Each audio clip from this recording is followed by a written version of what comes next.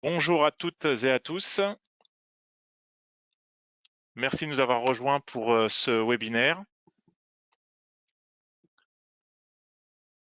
dédié à W365. Je vais encore attendre quelques secondes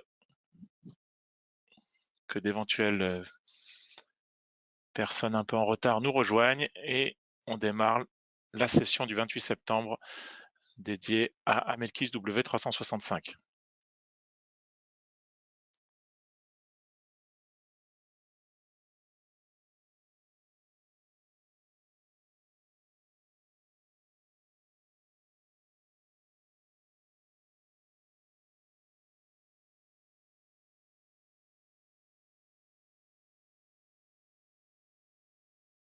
Voilà, donc j'espère que tout le monde nous a rejoints.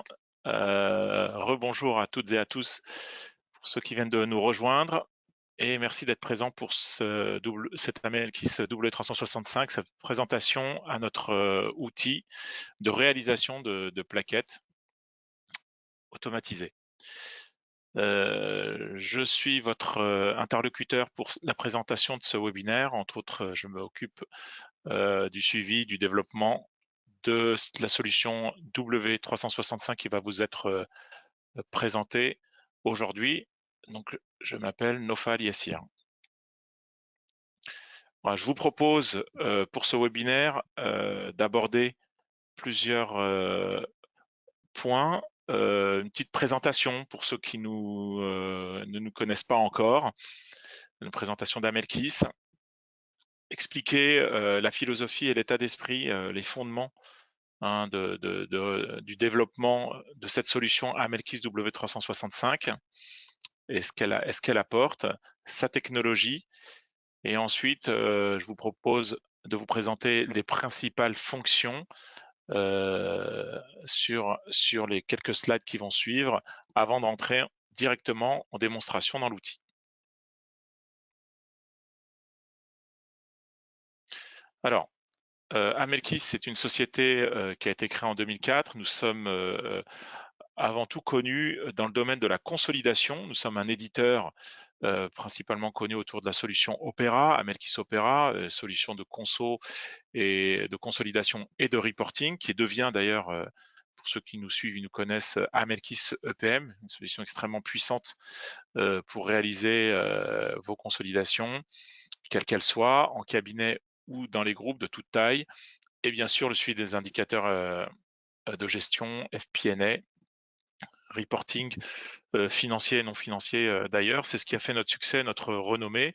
Et autour de cela, je vous le présenterai tout à l'heure, nous avons développé toute une suite d'outils qui gravitent autour de la consolidation, ce qui nous emmène à W365. Nous sommes présents dans plusieurs pays dans le monde. Nous sommes en train d'ouvrir notre filiale en Belgique. Et nous avons plus de 60 personnes qui travaillent pour nous. Alors, il y a un énorme, un gigantesque gap de chiffre d'affaires entre 2022 et 2023, compte tenu du succès que connaît Amelkis ces 18 derniers mois. Donc, on a notamment sur ces outils W365, XBRL dont je vais vous parler et de la consolidation.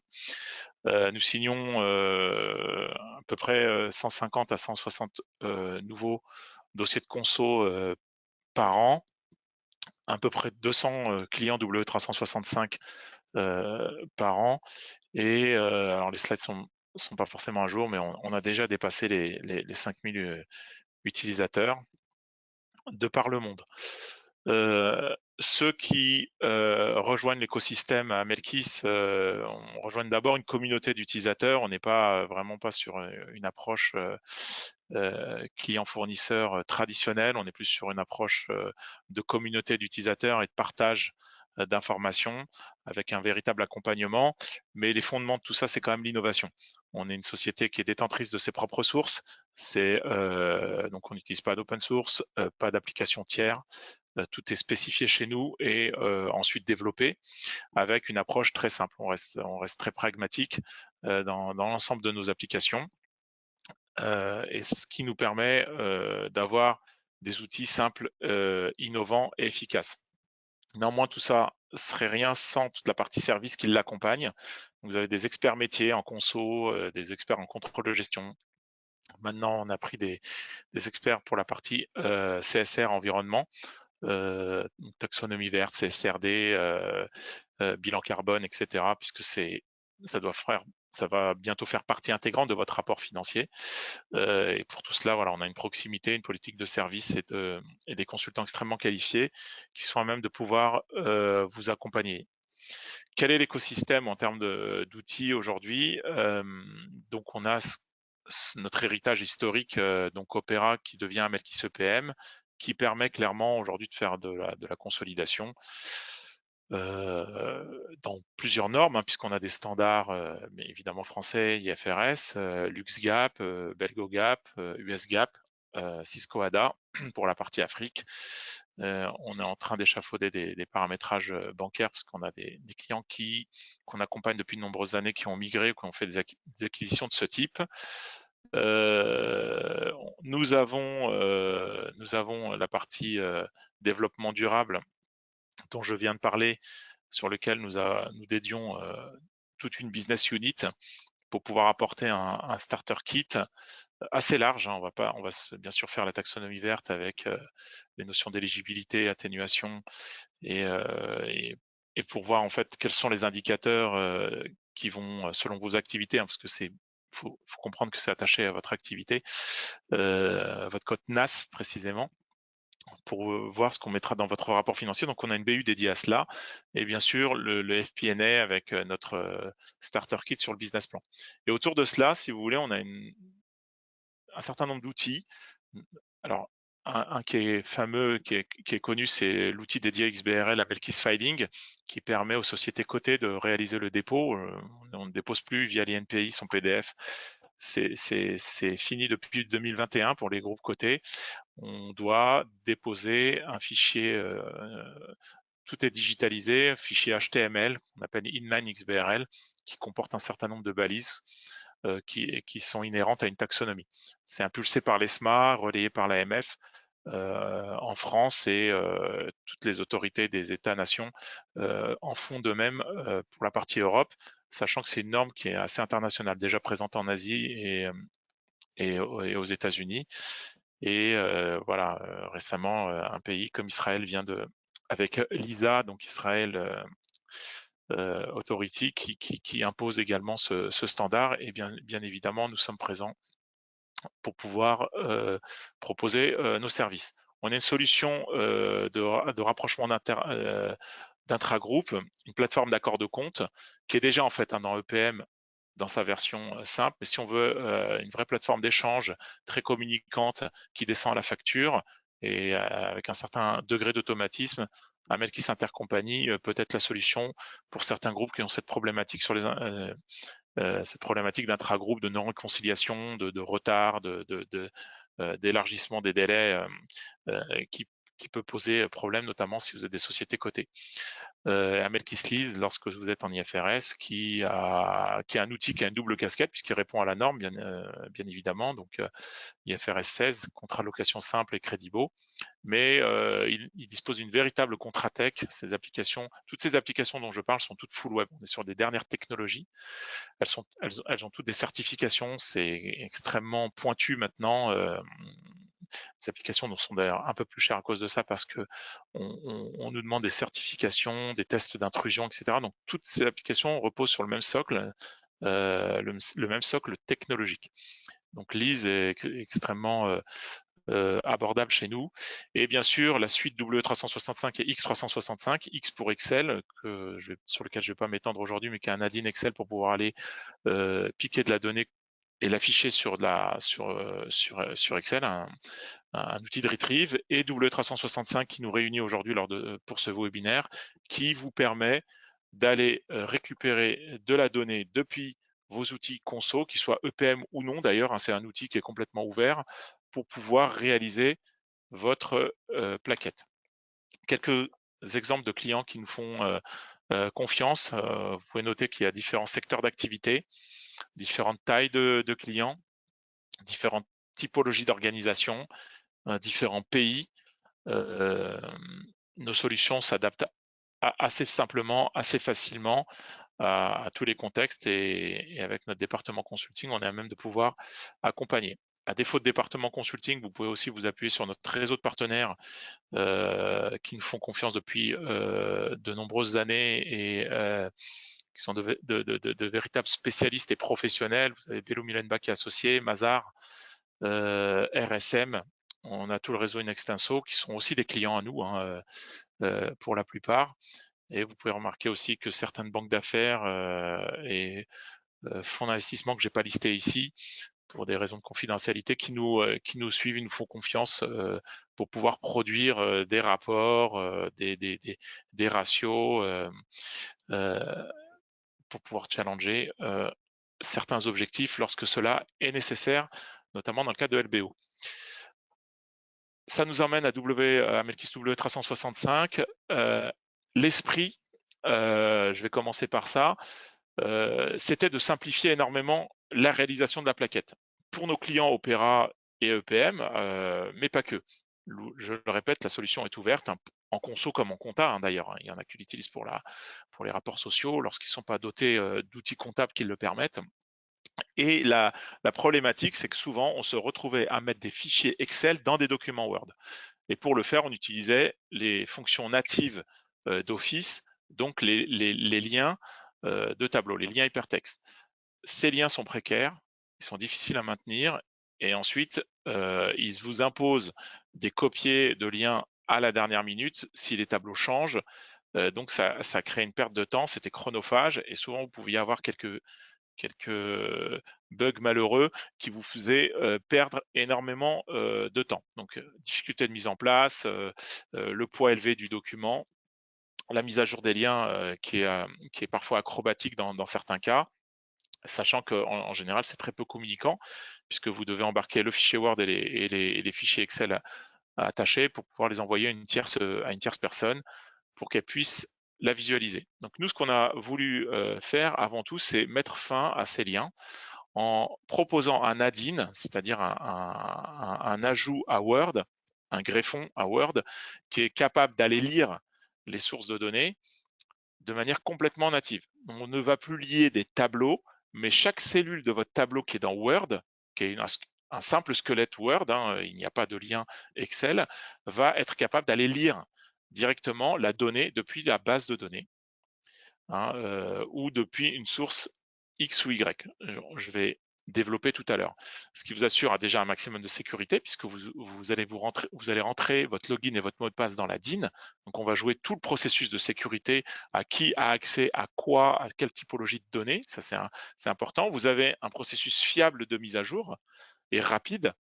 D'accord. Donc ça permet en plus d'anticiper les mises à jour dans la mesure où vous allez pouvoir commencer votre processus de conso et paralléliser le rédactionnel le wording entre guillemets de votre plaquette sans forcément avoir la version définitive de votre consolidation. Ça, c'est un très bon. Donc, vous avez un processus itératif qui est possible, qui l'était beaucoup moins avec les liens Excel. Et bien sûr, la DIN offre une légèreté du document Word en lui-même qui le rend facile à partager, même à un tiers, puisqu'il n'est pas obligé d'être doté de la DIN pour pouvoir lire les données rafraîchies, tout en conservant le degré de sécurité souhaité. Voilà. Donc, comment ça se présente très concrètement? Vous avez, alors aujourd'hui, vous avez accès à l'Office Store qui vous permet de télécharger l'application. Donc, on a vraiment industrialisé le process, qu'on a un volume de demande qui est important. Mais globalement, vous allez le télécharger dans l'Office Store et il va s'installer directement sur votre poste. Voilà, c'est extrêmement rapide. Il n'y a aucun prérequis particulier à avoir. Évidemment, il ne faut pas avoir une version de Word de 1992, mais sur des postes de bureautique courants, ça fonctionne parfaitement bien. Et le travail que l'on va faire, la technologie qui est une technologie full web, va consister à mettre en lien votre document que vous voyez ici à gauche de l'écran avec notre add-in qui est sur la partie droite de l'écran et on va se contenter tout simplement de cliquer sur mise à jour. Voilà. Mise à jour depuis votre source conso, voilà, qu'elle soit EPM, SAP, Hyperion, TagEdit, ou autre, ou depuis une source de tableau, de retrieve de tableau que vous auriez, vous, paramétré par ailleurs pour pouvoir le mettre en lien avec le Word. D'accord? Donc ces tableaux, votre plaquette, une fois faite, elle est, comme je le disais, c'est très communicant, on peut même l'envoyer par mail. Donc quelles sont les principales fonctionnalités? On va rentrer un peu dans le détail. Et quelles sont un peu les principales fonctionnalités que vous allez pouvoir retrouver?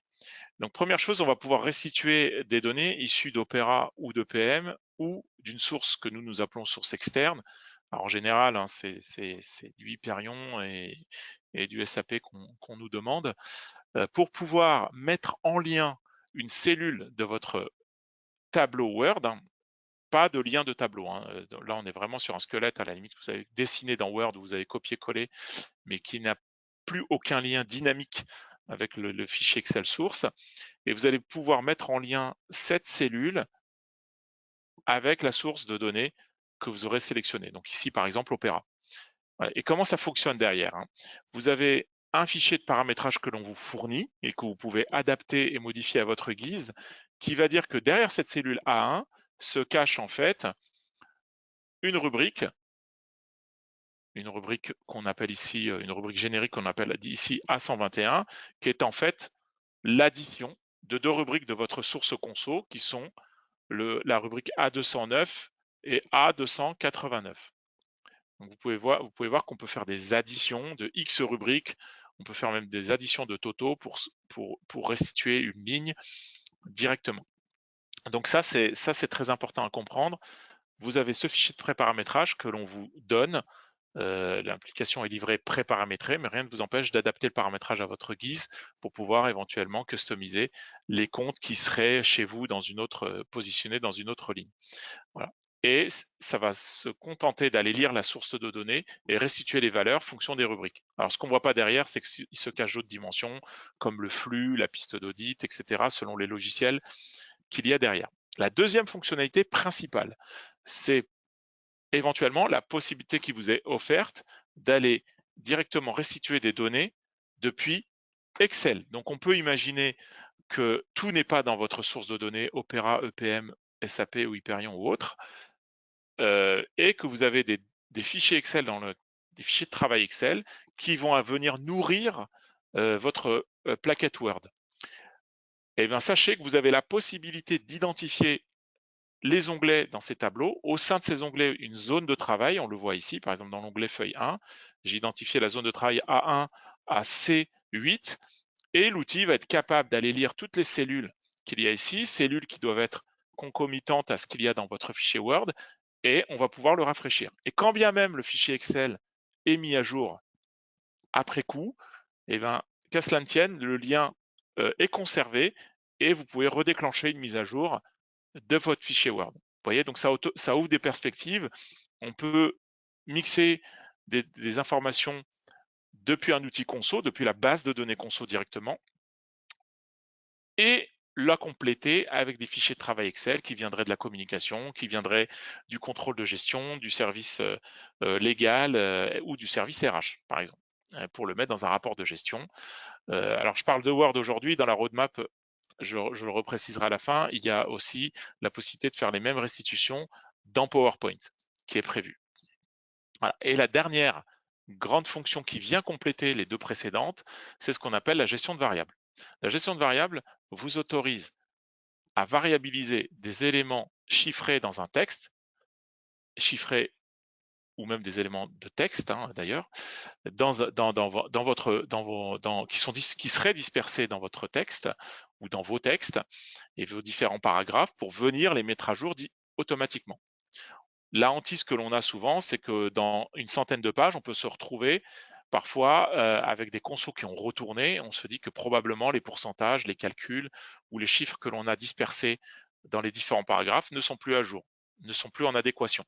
Et bien, avec la gestion des variables, vous pouvez vous rassurer et en mettant un maximum d'éléments de variables dans votre texte, de vous assurer que tout sera à jour lorsque vous allez rafraîchir votre consolidation. C'est un gain de temps énorme lorsque vous avez à relire, donc vous allez juste screener votre document plutôt que d'aller à la pêche à l'info et et passer du temps à vérifier que ça soit à jour ou pas. Donc les variables, c'est très important pour compléter cet ensemble. Voilà. Et donc les sources de données externes sont aussi une possibilité puisque W365 est doté d'un importateur qui va être capable d'aller lire des balances ou des fichiers fake ou des grands livres issus d'une application tierce pour pouvoir faire exactement le même travail. Donc aller lire, alors soit dans la base de données, si on y a accès, soit en important un fichier, comme je le disais, un fichier de balance, balance analytique, balance AG, balance grand livre par exemple, pour pouvoir nourrir les différents éléments de votre Word. Voilà. J'espère que déjà cette présentation un peu théorique vous permet de situer un peu les différentes fonctionnalités. Et je vous propose maintenant de nous diriger directement dans le document Word pour pouvoir vous comprendre un peu comment cela fonctionne. Donc là, j'ai mon répertoire de travail, voilà, donc là dans la démo d'aujourd'hui que j'ai préparée et que je vous présente.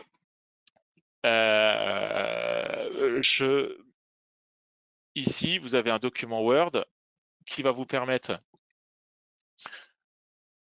de récupérer tous vos tableaux. Et à droite, vous avez l'ADIN qui est disponible. D'accord ? Cette ADIN est dotée d'un certain nombre de fonctions.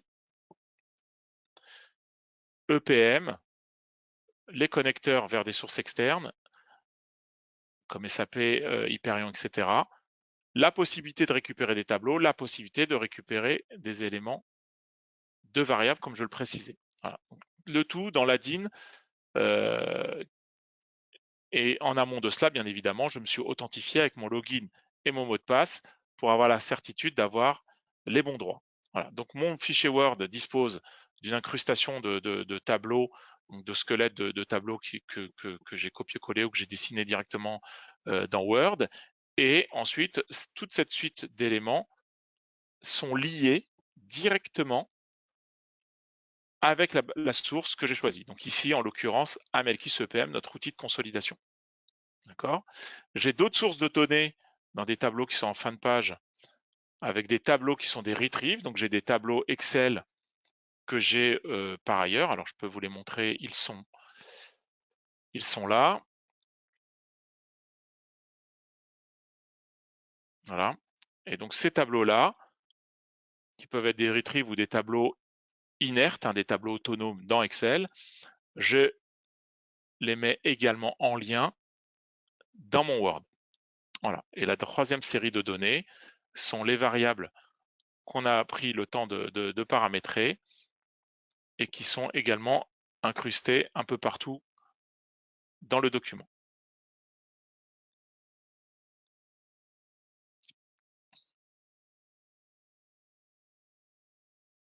Voilà. Donc ici, par exemple, vous avez des éléments de variables qui sont incrustés dans les textes et qui vous permettent de rafraîchir les éléments. Ça peut être des dates, ça peut être des éléments chiffrés ou des textes. Voilà. Donc on a bien les trois sources de données dans le document Word. Donc pour ceux qui vont se contenter du pré-paramétrage standard que l'on met à disposition de nos clients pour Opera ou EPM, il existe le même pré-paramétrage standard sur SAP Hyperion. Ils vont tout simplement pouvoir aller sur mise à jour, voilà, mise à jour de sources externes, mise à jour de PM, et les éléments vont tourner et vont rafraîchir. L'état que vous avez à l'écran, vous le voyez ici, va venir se rafraîchir fonction du format de données que vous aurez donné. Ça peut être en milliers, ça peut être en millions d'euros, ça peut être avec deux décimales, une décimale, pas de décimale, etc. Vous avez la possibilité de configurer vos formats de données en version anglo-saxonne avec séparateur de milliers, virgule, ou version avec séparateur de milliers, espace, comme ici, par exemple, à l'écran. D'accord ? Donc avec un simple clic, vous venez et vous allez rafraîchir votre document. On va le laisser aller au bout.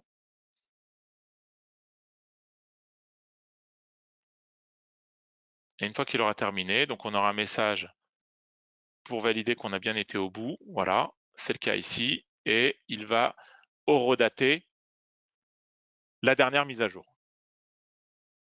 J'espère que ça vous permet de comprendre un peu le process. Donc, un client standard, lui, qu'est-ce qu'il va faire? Il va juste créer son document, donc comme moi je l'ai fait ici, Webi 002. Je vais rattacher ce nom générique qui est le nom de mon document à un reporting qui peut être votre reporting conso que vous avez dans votre solution de conso, ici EPM, d'accord? Et une fois que c'est fait, je me contente de rafraîchir la donnée. L'année suivante, je peux reprendre le même template, d'accord, que je vais appeler Webi 003.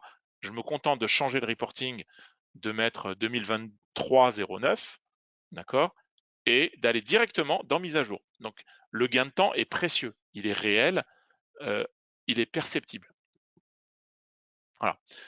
Si vos tableaux que vous allez rafraîchir, je me rends dans les tableaux plus bas, les tableaux que vous souhaitez rafraîchir fonctionnent selon le même principe, et qui n'ont pas à bouger d'un exercice sur l'autre, que le squelette du tableau, c'est-à-dire le nombre de lignes, le nombre de colonnes. Alors, le nombre de lignes, il peut varier, ça, c'est pas gênant, on sait le gérer, mais si globalement les colonnes sont les mêmes, bah, vous allez exactement faire la même chose. Vous allez vous contenter de cliquer sur mise à jour, il va aller récupérer le fichier source, d'accord? Donc, mon fichier source, pour rappel, hein, c'est RFA conso V3, d'accord, qui l'année prochaine peut s'appeler RFA conso V4, pas de souci, d'accord. Et voyez, mes tableaux se sont ici devant vous mis à jour,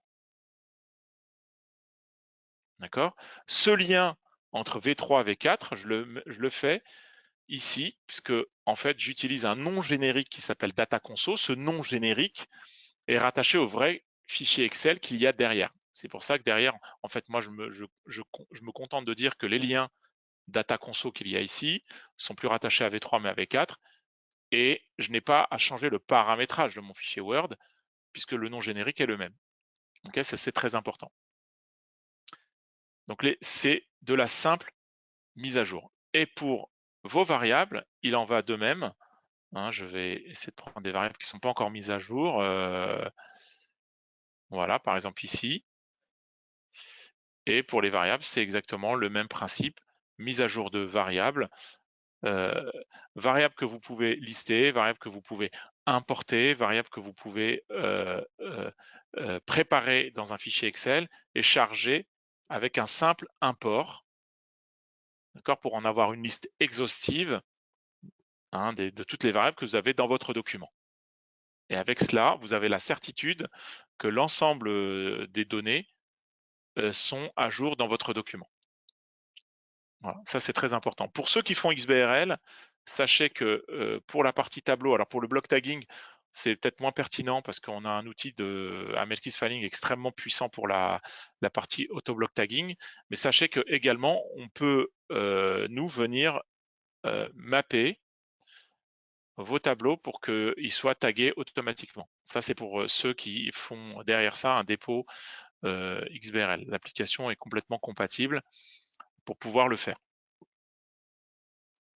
Voilà, donc si je me résume, on vous fournit une plaquette standard déjà préparamétrée avec les fichiers de paramétrage associés, si vous voulez les changer ou les variabiliser, ce qui fait que, en principe, vous n'avez qu'une mise à jour à faire.